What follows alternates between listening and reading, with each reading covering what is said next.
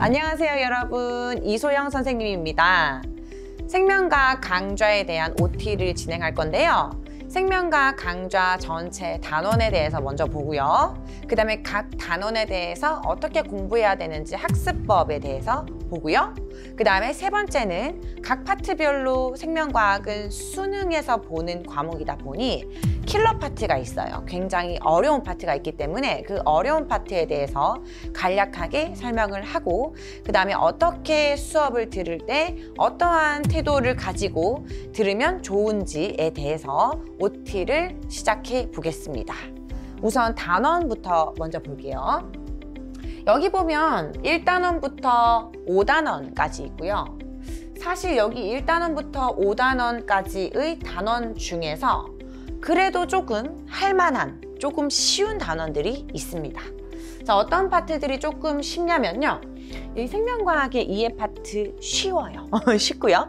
대신에 한 번 개념을 제대로 잡아 놓기만 하면 그 다음부터 복습할 필요는 없어요. 한 번에 제대로 끝내야 되는 파트입니다. 그래서 선생님이 쉬운 파트는 별표 하나를 할 거고요. 그 다음에 어려운 파트는 별표 2개, 그 다음에 가장 어려운 거는 3개를 할 거예요. 자, 일단 생명과학의 이해라고 하는 파트는 아주 쉽습니다. 난이도 하예요. 난이도 하.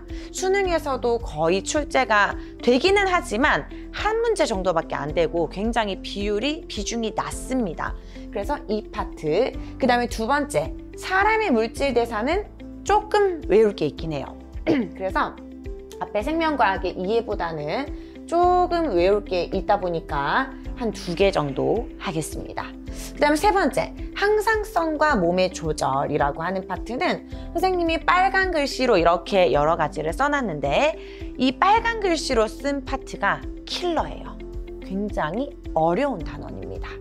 별표 3개 하겠습니다. 그리고 네 번째, 유전 파트가 있는데, 유전은 듣기만 해도 어려울 것 같은 느낌이 확 스치죠. 그래서 굉장히 어려워요. 그래서 유전은 생명과학의 꽃이기도 하지만 쉽게 우리가 알기에는 힘든 단원이기도 합니다. 그 다음에 생태계와 상호작용은 내용이 어렵지는 않은데 조금 광범위해요. 그래서 그런 의미로 별표를 2개 하겠습니다. 그래서 우선은 우리가 단원을 보았을 때 어떤 파트가 조금 쉽고 그다음 어떤 파트가 어려운지를 알면 어떤 식으로 학습을 해야 되는지에 대한 방향성이 쉽게 결정이 되기 때문에 이렇게 크게 먼저 볼 줄 알아야 되고요. 그리고 이제 다른 구체적인 내용을 한번 볼 텐데요. 이 단원 사람의 물질 대사는 사실 암기할 게 좀 있는 파트라서, 그리고 중학교 때 배웠던 부분이 연결이 되는 부분이 많이 있어요. 그래서 그다지 중학교 때 기초만 잘 해놨다면 크게 어려움은 없을 것 같은 파트고요. 그다음 세 번째 파트, 항상성과 몸의 조절은 암기할 게 굉장히 많습니다. 그리고 암기만 해서 되는 파트가 아니에요. 예전에는 생물은 외우면 되잖아 라고 이야기했었는데요. 요즘은 절대 그런 시대가 아니에요. 생명과학이 굉장히 어렵습니다. 왜 어렵냐 하면 문제 분석, 그래프 분석이나 자료 분석을 잘해야 돼요. 그래서 그래프나 여러 가지 자료 같은 것들을 여러 방식으로 객관화해서 해석할 수 있어야 되기 때문에 결코 쉬운 파트가 아니다라는 것을 선생님은 이야기하고 넘어가겠습니다. 그리고 네 번째, 유전 파트는 유전에는 다양한 것들이 많이 있어요. 세포 분열이 어떻게 되는지부터 해서, 그 다음에 이 사람에서는 어떻게 유전이 진행되는지, 그 다음에 이 사람의 유전을 알기 위해서 우리가 통상적으로 쓰는 게 가계도라고 하는 것인데요. 가계도에서 어떻게 사람 유전을 표현하고, 그 다음에 이 문제를 어떻게 풀어나가는지, 그 다음 마지막으로는 이 사람의 정상적인 유전 이외에 유전병이 있다면 이 유전병에 대해서도 공부를 해야 하는, 광범위하면서도 자세하게 그리고 구체적으로 공부해야 되고 고난도 문제까지 풀 수 있어야 되는 파트가 유전이라고 생각하면 되고요. 마지막 5단원 생태계와 상호작용은 말 그대로 생태계라고 하는 것이 생물과 비생물적인 요소가 적절하게 잘 이루면서 조화를 이루면서 살아가는 어떠한 시스템을 의미하는 겁니다. 그래서 그런 것들이 어떻게 서로 서로 상호작용하고 있는지 그러한 각각의 예시들을 보고 그 예시들이 어떤 것에 해당되는지에 대해서 이렇게 매치할 수 있어야 돼요. 그래서 그런 식의 포인트가 있구나라는 것을 파악을 하고 공부해야 되고요. 그리고 이제 마지막으로 킬러 파트에 대해서 한번 보겠습니다. 자, 내용적으로 마지막이에요. 자, 내용적으로 한번 볼 텐데 첫 번째, 킬러 파트가 7가지가 있는데요. 흥분의 전도라는 파트고요. 자, 이 흥분의 전도는 신경계 문제예요. 신경계 문제인데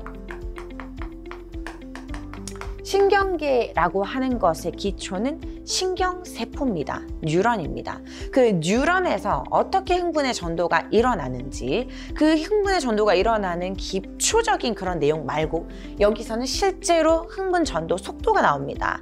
예를 들어서 뭐 2cm/m초, 그 다음 뭐 1cm/m초 이런 식으로 해서 속도가 나오고 거리가 나오고 시간이 나와요. 그리고 어떻게 자극을 주었을 때 어떤 부분까지 오는데 시간이 몇 초가 걸리고, 그 다음 거기에서 막전이가 일어나는데 몇 초에 또 시간이 걸리는지 그런 계산하는 파트들이 있기 때문에 잘 공부해야 되고요. 그 다음 근육 계산 파트 마찬가지로 아까 앞에서 한 것처럼 근육 계산도 계산 문제입니다. 계산 문제이긴 한데 여기서도 근육 파트에서 뭐 H대나 I대, 그 다음에 뭐 근절이나 뭐 A대 이런 여러 가지 파트들, 그런 여러 가지 그 부위들이 길이가 근수축 했을 때 얼마나 짧아지고 길어지는지 이론적인 것들을 알아야지만 계산에 적용할 수가 있어요. 그래서 기초 플러스 계산이기 때문에 여기도 연습이 많이 필요한 파트고요. 그 다음 세 번째, 항상성 조절과 방어작용이 있는데요. 사실 우리 몸에서 항상성이라고 하는 것은 신경계, 그 다음에 내분비계 두 가지가 같이 합니다. 근데 그 내분비계에 해당하는 게 바로 내분비계에서 나오는 호르몬들인데요. 그 호르몬에 대한 조절, 그 다음에 신경에 대한 조절 다 합쳐져 있는 게 바로 항상성 조절입니다.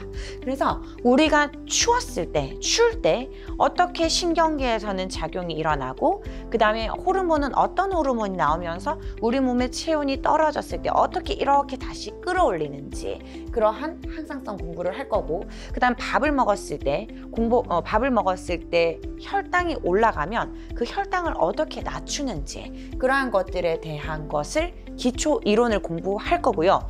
그 다음에 이 항상성 조절에서도 그래프가 많이 나옵니다. 그래서 그래프 분석하는 연습을 많이 해야 돼요. 그래서 그래프 분석.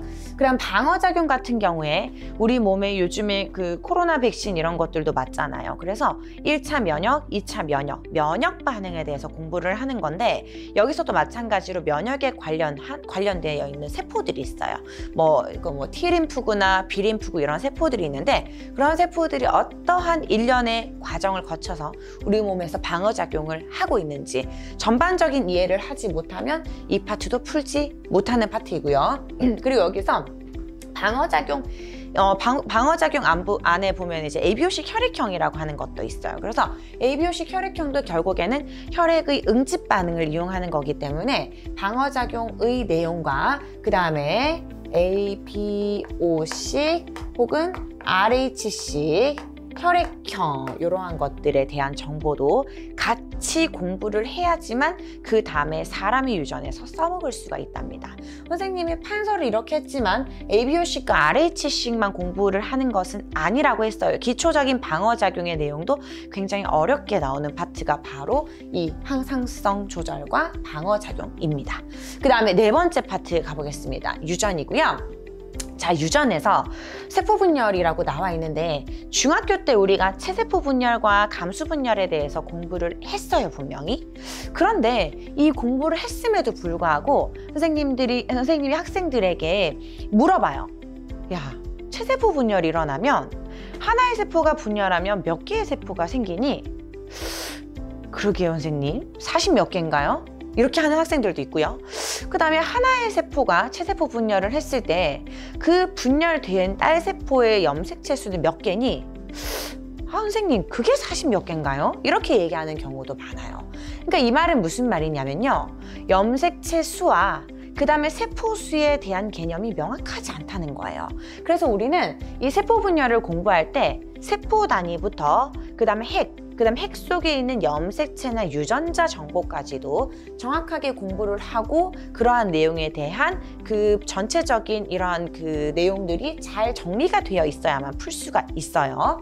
그리고 두 번째, 사람의 유전병이 아니고 사람의 유전에 다인자 파트가 있는데, 이 다인자라고 하는 것은 우리 사람의 경우에 머리카락이 곱슬이다, 직모이다, 아니면 뭐 쌍꺼풀이 있다 없다, 이러한 것들은 있다 없다로 나뉘어지지만, 이 다인자 유전이라고 하는 것은 말 그대로 마늘 다자예요. 형질을 결정하는 인자가 여러 쌍이 있어요. 그래서 우리 사람 같은 경우에 피부 색깔, 그 다음에 뭐 눈동자 색깔, 그 다음 뭐 지문선의 수, 그 다음에 지능, 이런 것들, 그런 것들은 엄마가 예를 들어서 엄마가 키가 160이고 아빠가 180이라고 해서 아이가 160, 170, 180 중에 하나는 아닐 거 아니에요. 그렇죠? 그래서 그러한 것들 어떻게 결정이 되는지에 대한 그러한 것들을 공부할 거고요. 근데 사실 이 다인자라고 하는 파트가 그냥 하나의 형질을 결정하는 거에 대해서 여러 인자가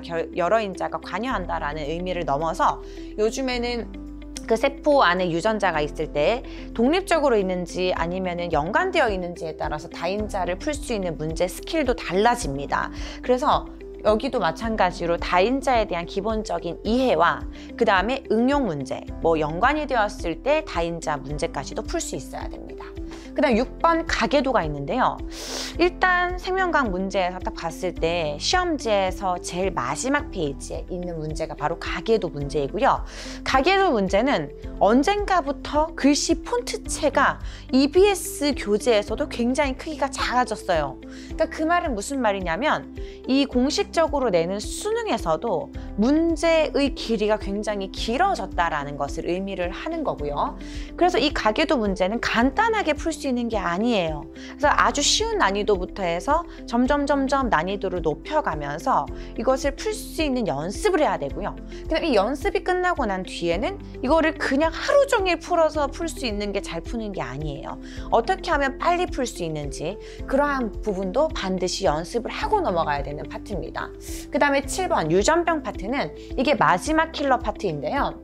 여기는 앞에 나와 있는 모든 유전, 세포 분열, 사람의 유전, 가계도가 다 합쳐져 있는 복합 스타일의 문제라고 생각하면 됩니다. 그래서 이 유전병 파트 같은 경우에도 기초적인 이론, 뭐 염색체 이상이나 유전자 이상에 대한 유전병을 정확하게 공부를 하고요. 예전에는 비분리에 대한 문제만 나왔었는데, 요즘은 염색체 비분리 외에도 염색체 구조 이상에 대한 유전병도 많이 다루기 때문에 여러 가지 유형, 특히나 수능에 나올 법한 유형으로 연습을 해가지고 선생님이랑 기초를 다진 다음에 여기 나와 있는 이런 킬러 파트는 반드시 본인이 EBS 교재나 조금 어려운 교재로 문제풀이 연습을 반드시 해야 됩니다. 자, 그래서 선생님은 전반적인 생명과학 단원에 대해서 이야기를 했고요. 자, 이제 간단하게 선생님이랑 공부할 때 어떤 식으로 공부하면 좋을지에 대해서 설명만 하고 마치겠습니다.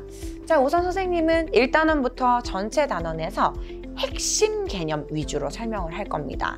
핵심 개념 위주로 설명을 하고, 그 다음에 그 개념에서 예를 들면 킬러 파트가 있는 단원 같은 경우에는 간단하게 풀 수 있는 문제풀이 정도도 진행을 할 거예요.